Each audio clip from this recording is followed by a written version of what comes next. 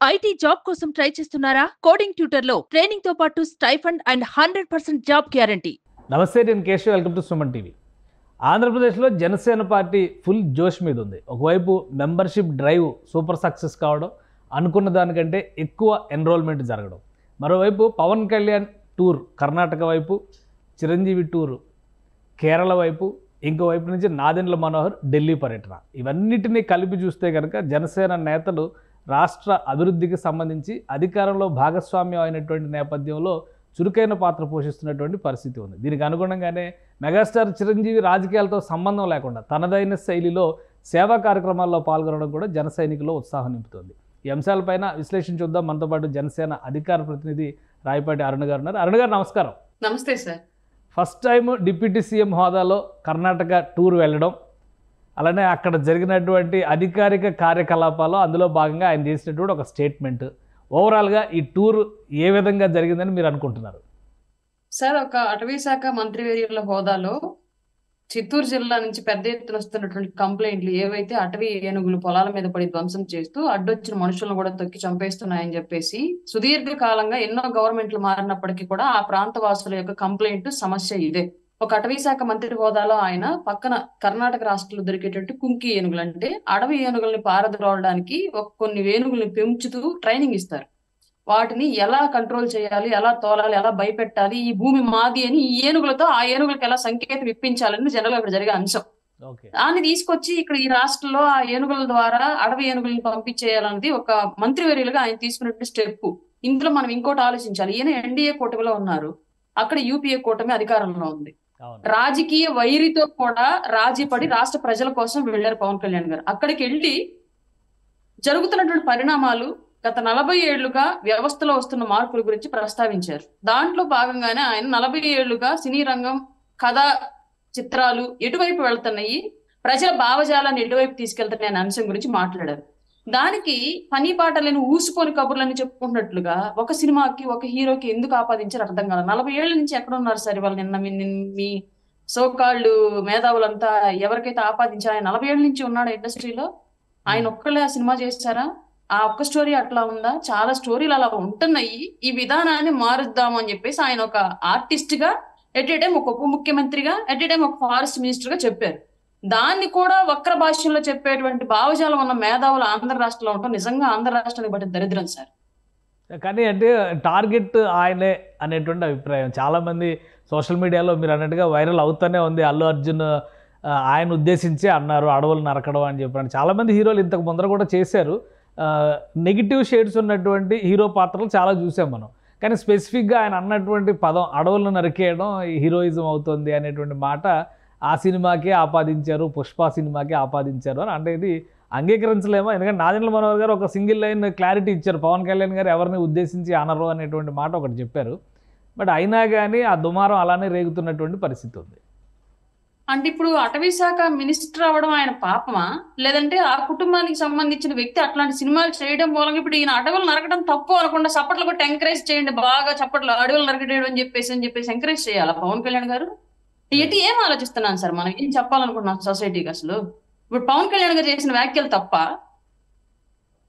ఆయన మినిస్టరు, ఆయన అదే చెప్పాలి. లేదండి బాగా అందరూ ఎర్రచందనం స్మగ్లింగ్ చేయండి, అడవులు కొట్టేసేయండి, జంతువులను చంపేసేయండి, ఎందుకంటే మా కుటుంబంలో వాళ్ళు అట్లాంటి సినిమాలు తీస్తున్నారు కాబట్టి అని చెప్పి చెప్పాలా ఏంటి? ఒక మినిస్టర్ గా, ఒక ఉప ముఖ్యమంత్రిగా, పర్యావరణ ప్రేమికుడుగా, రాష్ట్ర ప్రజల కోసం మంచి చేయాలనుకున్న నాయకుడుగా ఆయన చెప్పిన మాటలు 100% కరెక్ట్. పైగా ఎస్పెషల్లీ 40 ఏళ్లుగా ఆయన మెన్షన్ చేసి మరి చెప్పారు. మరి మీరు ఆపాదిస్తున్న వ్యక్తి 40 ఏళ్లుగా హీరోగా ఉన్నారా, ఇండస్ట్రీలో ఉన్నారా, అట్లాంటి కథలే తీస్తున్నారా, లేదంటే రకరకాల హీరోలందరూ అట్లాంటి కథలు తీశారు కాబట్టి వాళ్ళందరికీ ఆపాదించి మాట్లాడారు అన్నది మీ ఊహకే వదిలేస్తున్నాం.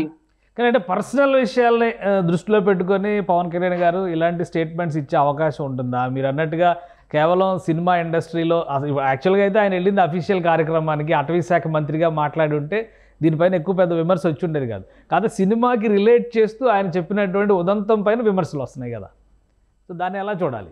పవన్ కళ్యాణ్ గారు అనే వ్యక్తి ఏ నెగటివ్ ని కూడా ఎక్కువ రోజులు గుర్తుపెట్టుకోరు. ఫస్ట్ విషయం చెప్తున్నాను, ఎవరైనా ఎంత దుర్మార్గులైనా ఆయన పట్ల ఎంత దారుణంగా వ్యవహరించినప్పటికీ కూడా ఆ క్షణం గుర్తుపెట్టుకొని ఆ క్షణానికి ఏమైనా మాట్లాడగలిగితే మాట్లాడతారు, లేదా వదిలేస్తారు. దాని తర్వాత ఆయన క్యారీ ఫార్వర్డ్ చేయరు. నెగిటివ్ ఎక్కువ రోజులు ఆయనతో పాటు క్యారీ ఫార్వర్డ్ చేసుకోరు మైండ్ లో. ఆయన చాలా పాజిటివ్ గా ఉండే వ్యక్తి. ఆయన చుట్టూ ఉన్నవాళ్ళు కూడా అట్లాంటి మైండ్ సెట్ తో ఉండాలనుకునే వ్యక్తి. కాబట్టి ఎప్పుడు ఎలక్షన్ ముందు జరిగిన విషయాన్ని ఇప్పుడు దాకా గుర్తుపెట్టుకొని అట్లాంటి స్టేట్మెంట్లు ఇస్తారని నేను అనుకోవట్లేదు. పైగా సినిమా అంటే ఒక హీరో కాదు, అక్కడ వందలాది వేలాది మంది ఆర్టిస్టులు 24 క్రాఫ్ట్స్ లో పనిచేసేటువంటి ఎంతో మంది ఉపాధి కోసం ఉన్నటువంటి నిరుద్యోగులు, ఒక నిర్మాత, అతని జీవితం, అతని కుటుంబ జీవితం, వేలాది కోట్ల రూపాయల డబ్బు, ఎంతో మంది పెట్టినటువంటి ఒక స్కిల్, అదంతా కూడా ఒక సినిమా మీద డిపెండ్ అయి ఉంటుంది. తర్వాత అది రిలీజ్ అయిన తర్వాత బాగుపడాల్సిన ఫ్యామిలీస్ ఇవన్నీ ఉంటాయి. ఎవరో ఒక వ్యక్తిని టార్గెట్ చేసి ఇంతమందిని ఇబ్బంది పెట్టే వ్యక్తి అయితే పవన్ కళ్యాణ్ గారు కాదు. రెండోది, అసలు అట్లాంటి సిల్లీ ఇష్యూస్ ఆయన మైండ్ లో పెట్టుకోరు. మీరు గతంలో చాలా చూడొచ్చు ఎన్ని విషయాలు. జగన్మోహన్ రెడ్డిని క్షమించి వదిలేశాడండి. వాళ్ళు మమ్మల్ని ఏమన్నీ ఇట్లా అయిపోయింది వాళ్ళ చాప్టర్. ఇంకా వాళ్ళని అసలు రాజకీయ వైరిగా కూడా మీరు చూడొద్దు, వదిలేసేయండి అని చెప్పి చెప్తున్నారు. అట్లాంటి వ్యక్తినే వదిలేసిన వ్యక్తి అల్లు అర్జున్ గారు చేసిన విషయాన్ని ఎందుకు గుర్తుపెట్టుకుని మాట్లాడతారండి? ఆయనకి ఏంటండి నీడ్ అసలు? కానీ సోషల్ మీడియాలో పవన్ కళ్యాణ్ గారు చేసిన సినిమాల్లో ఉన్న నెగిటివ్ క్యారెక్టర్స్ పైన కూడా డిస్కషన్ జరుగుతుంది. ఆయన ఎలాంటి క్యారెక్టర్స్ చేశారు, ఆ క్యారెక్టర్స్కి సంబంధించి నెగిటివ్ షేడ్స్ ఉన్నాయా లేవా, ఈ చర్చ అంతా అసలు ఎవరు చేస్తున్నారు? అల్లు అర్జున్ గారికి, పవన్ కళ్యాణ్ గారికి అటువంటి కాంట్రవర్సీస్, ఒక ఫ్యామిలీ అనేటువంటి అభిప్రాయం ఉన్నప్పుడు, ఈ సమస్య లేదు అనుకున్నప్పుడు ఎందుకు ఇలాగా ఈ వైరల్ అయ్యేటువంటి న్యూస్ పుట్టిస్తున్నటువంటి పరిస్థితి ఎందుకు ఉంది?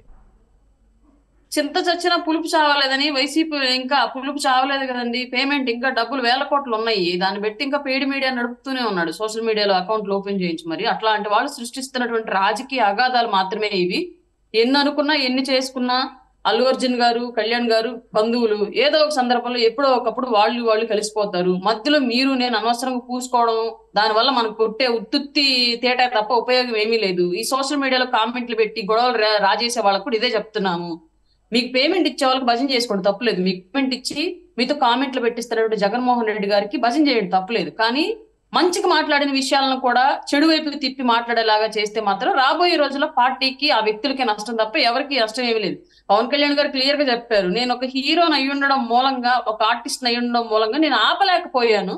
ఇట్లాంటి భావజాలం వెళుతున్నప్పుడు సమాజంలోకి ఈ రోజు ఒక అధికారిక పదవిలో ఉండి ఇప్పుడైనా సరే నేను ఏమైనా చేయాలి ఈ సంఘటనకు సంబంధించి ఆపడానికి అని చెప్పేసి అన్నారు క్లియర్ గా. ఆ భావజాలను ఆపడానికి అన్నారు తప్ప ఆ సినిమాని ఆపడానికో ఆ హీరోని ఆపడానికి అని చెప్పి ఎక్కడ చెప్పలేదు. వాస్తవానికి ఇక్కడ ప్రెస్ మీట్ జరిగిన సందర్భంలో కూడా పవన్ కళ్యాణ్ గారు కన్నడ పవర్ స్టార్ పునీత్ రాజ్ కుమార్కి సంబంధించిన సినిమా గురించి మాట్లాడారు. ఆ సినిమా సెన్స్ని చెబుతూ, అంటే అలాంటి సినిమాలు 40 ఏళ్ల క్రితం వచ్చేవి అనేది వాస్తవానికి జరిగింది. అది గంధడ గుడి అనేటువంటి సినిమాకి సంబంధించి పునీత్ రాజ్ కుమార్ చేసినటువంటి ఒక సోషల్ ఓరియంటేషన్ ఉన్నటువంటి క్యారెక్టర్. అక్కడ వన సంరక్షణ, పర్యావరణ పరిరక్షణ అనేటువంటిది కాన్సెప్ట్. అంటే మన తెలుగులో జనతా గ్యారేజ్ లాంటి కాన్సెప్ట్, అది సూపర్ హిట్ అయినటువంటి సినిమా. సో ఆ సినిమాకి రిలేట్ చేస్తూ ఆయన ఇది మాట్లాడారు. సరే, రాజకీయంగా ఏ విధమైనటువంటి విషయాలు లేకపోయినా కానీ మెగా ఫ్యామిలీలో ఏదో ఉంది అనేటువంటి ప్రచారం పదే జరుగుతున్నప్పుడు పవన్ కళ్యాణ్ గారు కానీ, చిరంజీవి గారు కానీ, ఆ కుటుంబంలో ఉన్నటువంటి వారు దీన్ని ఖండించడానికి లేదా అలాంటిది ఏది లేదు అని సంకేతం ఇవ్వాల్సినటువంటి అవసరం కానీ, అవకాశం కానీ, బాధ్యత కానీ ఉంటుందా? ఒక విషయం మీద స్పందించడం మొదలు పెడితే అదే పనిగా వాళ్ళ కుటుంబంలో విషయాలు, ఎవరి కుటుంబంలో వాళ్ళు చూసుకోకుండా పోయి మెగా ఫ్యామిలీలో మాత్రమే తొంగి చూద్దాం అనుకున్న వాళ్ళు చాలా మంది ఉన్నారండి సమాజంలో. ఇవాళ ఇండస్ట్రీలో కానివ్వండి, స్టేట్ లో కానివ్వండి, రాజకీయాల్లో కానివ్వండి, ఎన్నో సందర్భాలు చూసాం ఆ విషయాలు కూడా. ప్రతిదానికి స్పందిస్తూ వెళితే ప్రతి ఒక్కడు ముందుకు వచ్చి మాట్లాడుతూనే ఉంటారు. ఎక్కడ ఆగిపోవాలి ఇప్పుడు? వాళ్ళ కుటుంబం గురించి వచ్చే విమర్శల్లోనో, లేదంటే వాళ్ళ కుటుంబ బంధువులతో వచ్చే గొడవలు ఉన్నాయని చెప్పేసి జనాలు సృష్టించే అంశాల్లోనో ఒక రాజకీయ నాయకుడు, లేదంటే ఒక పెద్ద హీరోలు, సమాజంలో గౌరవ మర్యాదలు ఉన్నటువంటి వ్యక్తులు, ఇట్లాంటి వాళ్ళంతా ఈ విషయాల దగ్గర ఆగిపోవాలా? ఇప్పుడు మీ కుటుంబానికి, మీ బంధువులకి, మీకు ఎవరికి గొడవలు ఉండవా? మా కుటుంబానికి, మా బంధువులకి ఎవరికి గొడవలు ఉండవు. అందరూ వసుదైక కుటుంబంలాగా అందరం బాయ్ బాయ్ అని ఆలింగనం చేసుకుంటూ తిరుగుతున్నామా ఏంటి? ఎవరి కుటుంబాల్లో లేకుండా ఏముండవు సార్. ఏదో అనవసరంగా పాపం వాళ్ళ ఫ్యామిలీ సౌమ్యులు ఏమి అనరు. ఇళ్ల మీదకి వెళ్ళి కొట్టేవాళ్ళు అయితే ఇట్లా పుకార్లు పుట్టే కాదు. వాళ్ళు ఎవరి ఇళ్ల మీదకి వెళ్ళి కొట్టరు. ఇష్టారీతిగా ఎవడెష్టం వచ్చినట్టు వాళ్ళు మాట్లాడుతూ ఉంటారు అంతే. సుమన్ టీవీలో మీ పర్సనల్ అండ్ బిజినెస్ ప్రమోషన్స్ కోసం కింది నెంబర్కి కాంటాక్ట్ చేయండి.